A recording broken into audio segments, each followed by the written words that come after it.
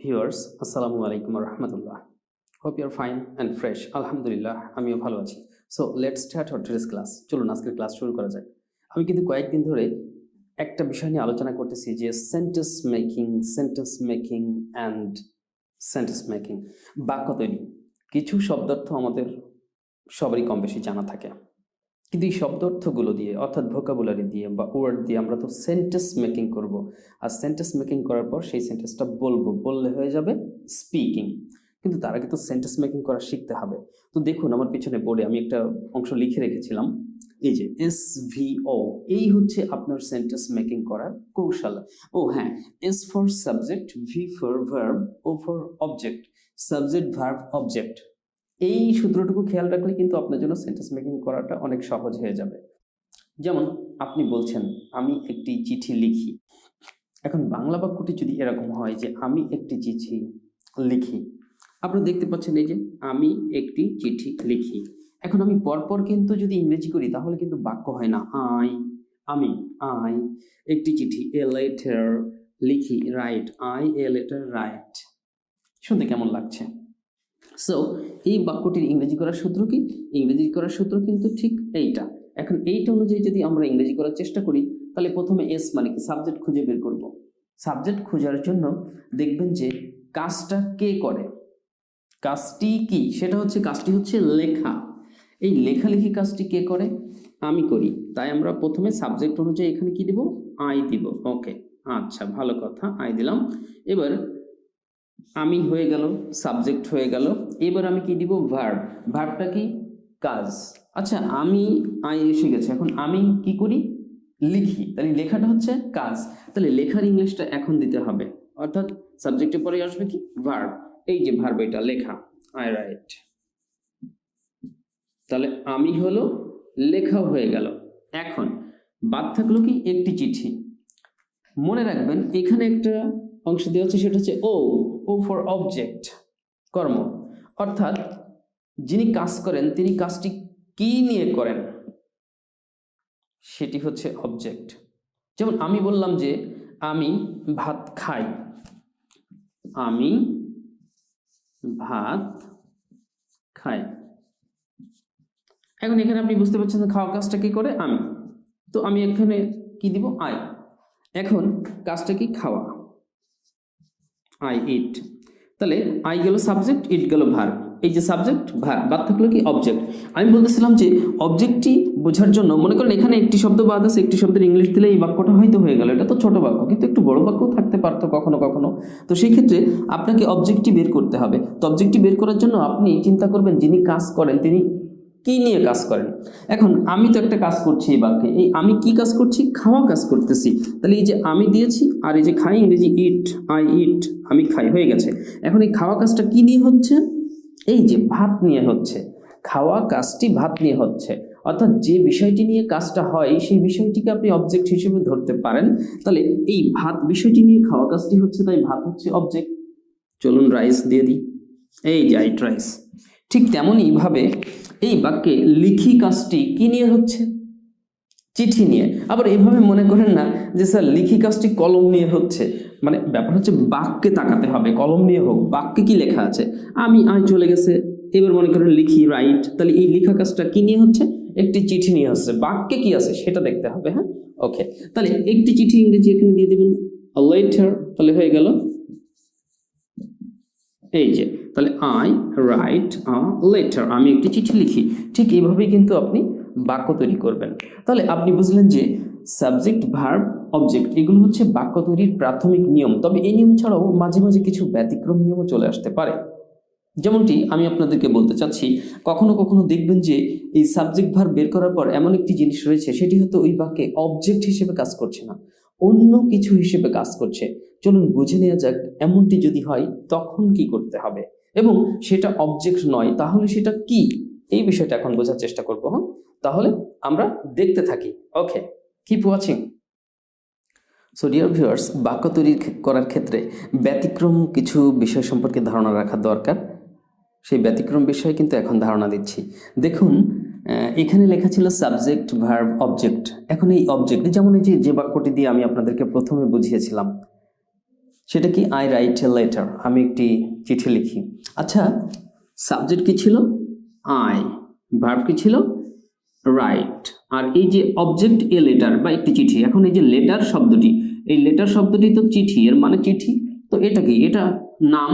তাহলে কোনো কিছু নাম বুঝালে সেটাকে আমরা ওই যে এন দিয়ে বোঝাচ্ছি, নাউন। এন মানে নাউন, বুঝবেন, নাউন দিয়ে বোঝাচ্ছি।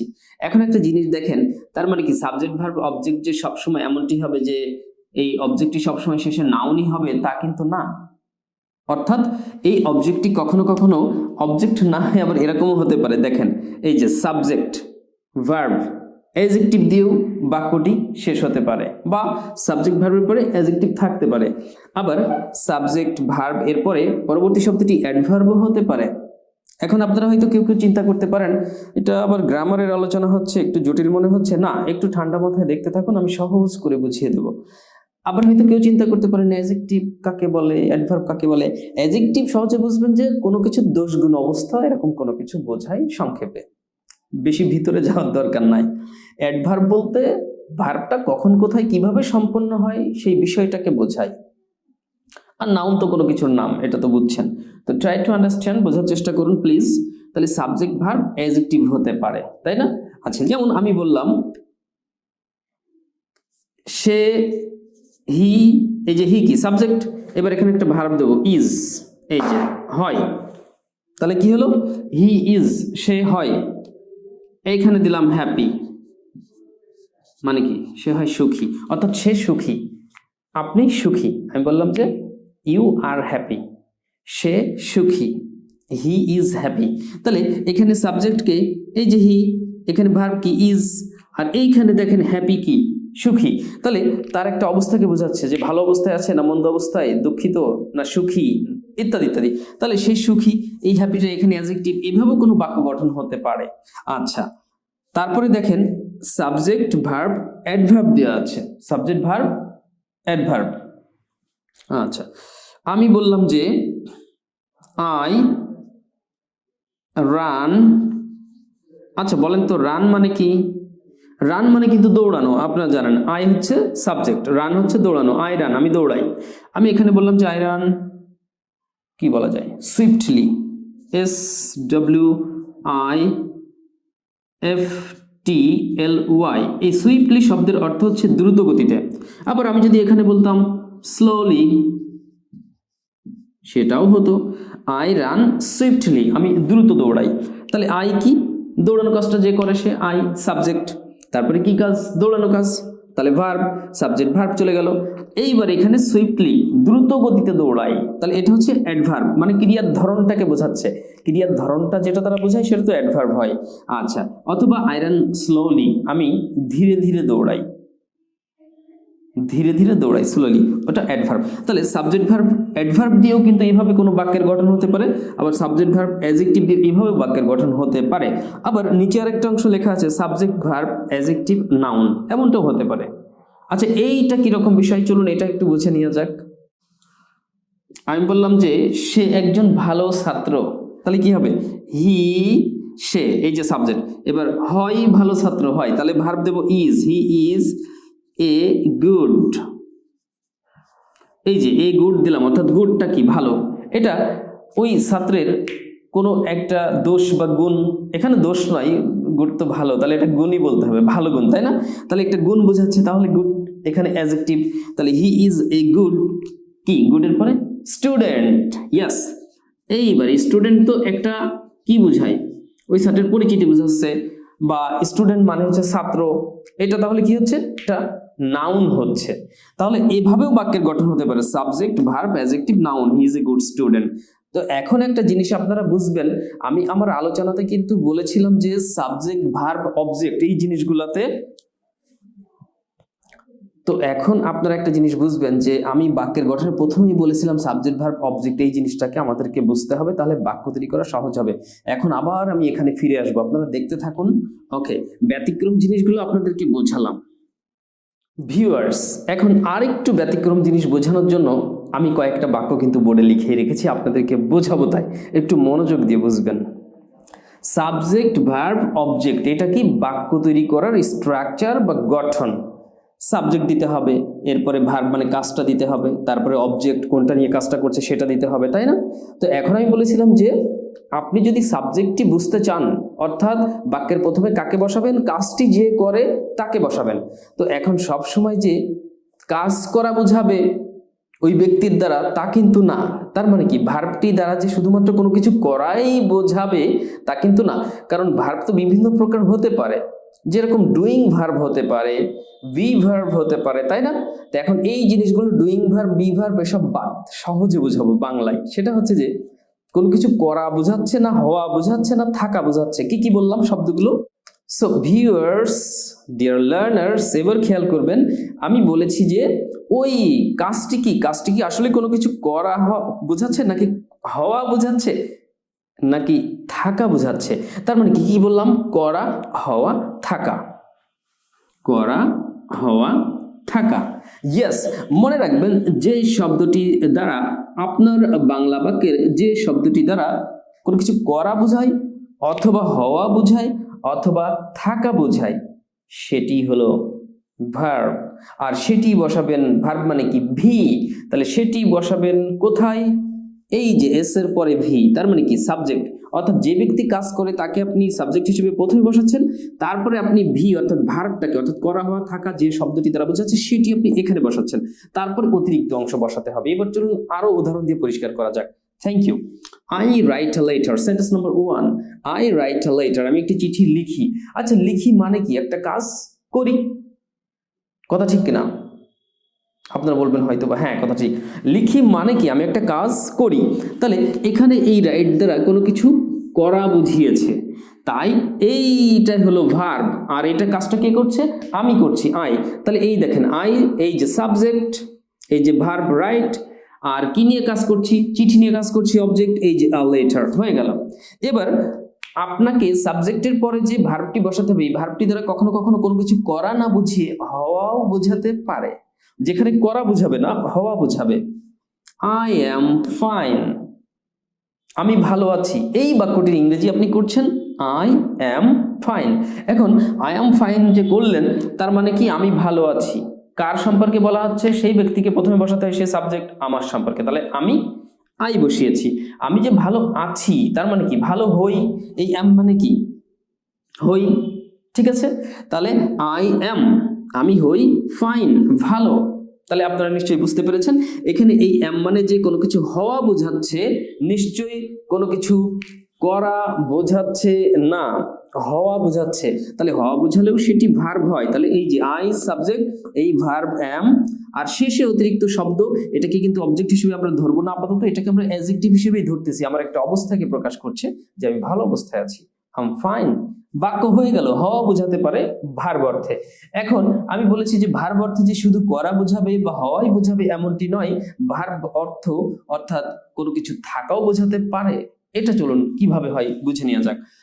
আই অ্যাম অ্যাট হোম, এর বাংলা কি নিশ্চয়ই বুঝতে পেরেছেন। বাংলা কি? আমি বাড়ি, নাকি আমি বাড়িতে আছি? আপনি আমাকে বললেন যে আপনি এখন কোথায় আছেন, আমি বললাম আমি এখন বাড়িতে আছি, আমি এখন অফিসে আছি, এরকম বলতে পারি। তাহলে আমি বললাম আমি বাড়িতে আছি, আই অ্যাম অ্যাট হোম। তাহলে কি বললাম? আমি বললাম যে আমি বাড়িতে আছি, আই অ্যাম অ্যাট হোম। এখন এর মানে কি?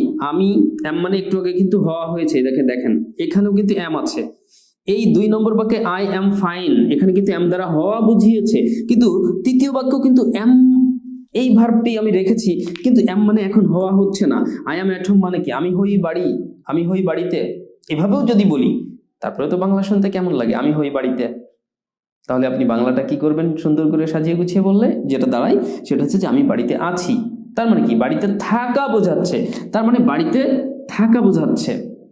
এই যে থাকাটা, তাহলে থাকা অর্থও কিন্তু ভার্ব হতে পারে, থাকা যেটা বোঝায়। তার মানে কি? একটি ভার্ব বের করতে হলে আপনাকে চিন্তা করতে হবে ওই বাক্যের কোন শব্দটি দ্বারা কোনো কিছু করা বোঝাচ্ছে, কিংবা হওয়া বোঝাচ্ছে, কিংবা থাকা বোঝাচ্ছে, আর সেই শব্দটিকে আমরা ধরে নেব ভার্ব, আর সেটাকেই ঠিক বসাবো এই সাবজেক্টের পরে, যে ভি, এরপরে অতিরিক্ত শব্দ বোঝাবো। তাহলে আমি একটি চিঠি লিখি, আই রাইট আ লেটার। আমি ভালো আছি মানে আমি হই ভালো, I am fine. I am at home, আমি বাড়িতে আছি, তার মানে এখানে কোথাও অবস্থান করা বোঝাচ্ছে।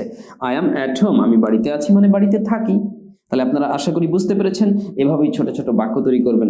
সাবজেক্ট দিবেন, তারপরে ভার্ব দিবেন, তারপরে অবজেক্ট বা অতিরিক্ত যে শব্দ আছে সেগুলো বসাবেন। আর এইভাবে ছোট ছোট বাক্য নিজেরা তৈরি করুন। দেখুন আমি কিন্তু আপনাদেরকে বোঝানোর জন্য ছোট্ট বাক্য দেখাচ্ছি, বড় বড় বাক্য দেখায়নি। আসলে যারা দুর্বল, যারা আমরা ইংরেজি শিখতে অনেক আগ্রহী, অনেক ইউটিউব চ্যানেল দেখেছি, সেখান থেকে অনেক কিছু শিখতে পারছি। কেউ কেউ কোনো চ্যানেল থেকে অনেক উপকৃত হচ্ছে, বা কোনো চ্যানেলের ভিডিও তার জন্য জটিল মনে হচ্ছে, কোনো টিচারের আলোচনা অনেক জটিল মনে হতে পারে।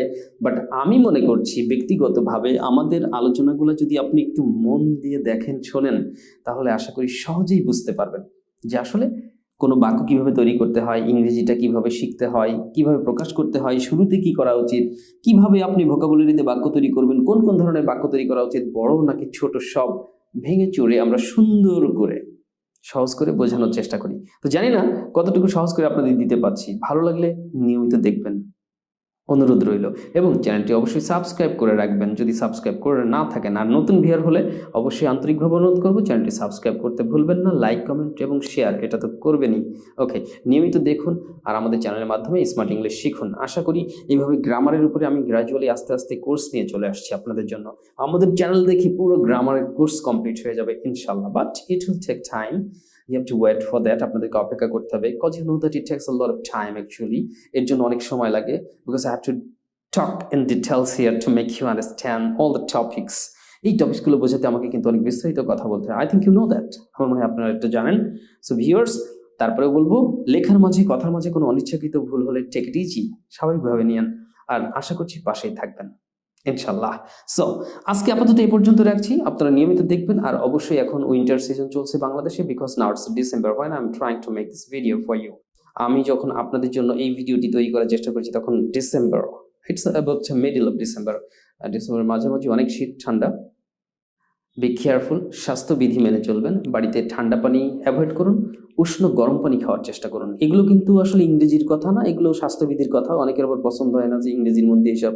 আসলে শুধু ইংলিশ শিখলে হবে না, তো জীবনে সুস্থ থাকাও দরকার আছে, তাই না? সুস্থ থাকতে হবে, সুস্থভাবে জীবনযাপন করার জন্য। সুস্থতা মানুষের সবচেয়ে বড় সম্পদ। এই জন্য তো বলি হেলথ ইজ ওয়েলথ। আপনি সুস্থ থাকলে কাজ করতে পারবেন, কাজ করলে আপনার জীবন চলবে, তা না হলে থমকে যেতে হবে। So be careful. বাইরে যাওয়ার সময় অবশ্যই মাস্ক ব্যবহার করুন। আর নিজে সতর্ক থাকুন, নিজে সুস্থ থাকুন, পাশাপাশি আপনার কাছের মানুষগুলোকেও সুস্থ রাখার চেষ্টা করুন। So all the best, take care. আশা করছি খুব দ্রুত গতিতে আবার আপনাদের সামনে হাজির হব চমৎকার আরও একটি ইংরেজি শেখার টিউটোরিয়াল নিয়ে। ততক্ষণ সবাই ভালো থাকবেন, সুস্থ থাকবেন। আসসালামু আলাইকুম ওয়া রাহমাতুল্লাহ।